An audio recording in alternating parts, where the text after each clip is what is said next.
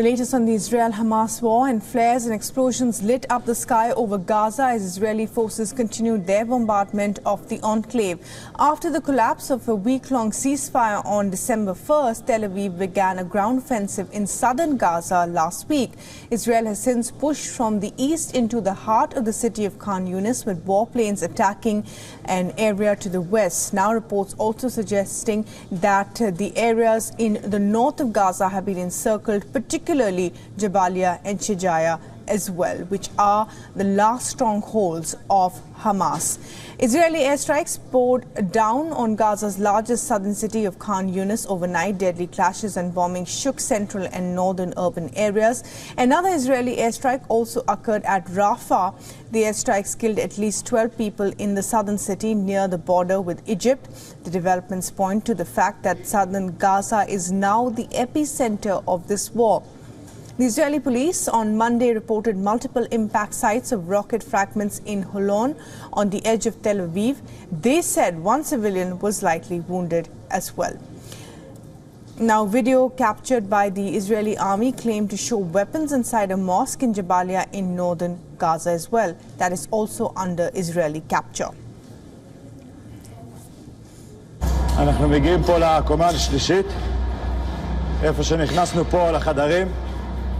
מצאנו ממש כאן מרחב אימונים של הארגון, נשקים, מחשב עם תוכנית אימונים ומקרן כדי לעשות כל מיני סיטואציות ולהתאמן. הרבה מאוד אמצעים אלקטרונים שפה החמאס מתאמן ומכין את המחבלים. בצד השני, בחדר השני, מעבדת אמל"ח.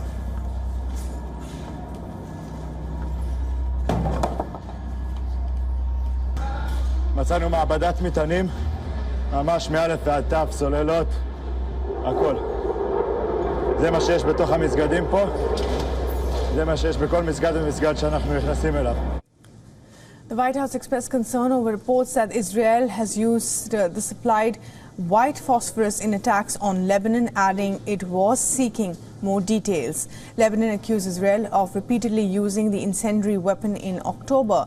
The Washington Post had said analysis of shell fragments from one attack showed the rounds were US made. Now, Defense Minister of Israel has also said that Israel had no intention of staying permanently in the Gaza Strip. Yoav Gallant stated Israel was open to discussing alternatives about who would control the territory as long as it was not Hamas or a group hostile to Tel Aviv.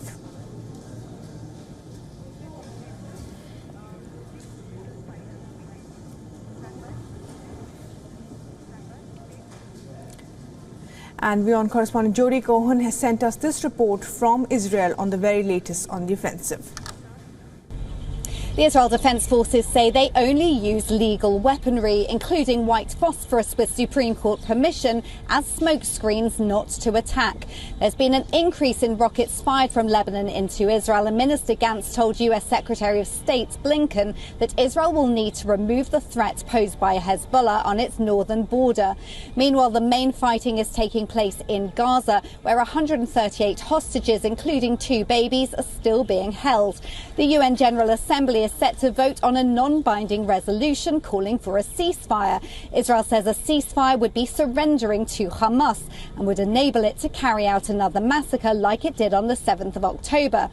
But the call for a ceasefire comes because since the 7th of October, the Gazans have also been suffering. And to enable more aid to get in, Israel has doubled its aid inspection capabilities. However, to really help the Gazan people, Israel's ambassador to the UN said that rather than calling for a ceasefire, countries should be calling on Hamas to surrender in order to end this war quickly. This is Jody Cohen for WION World is One.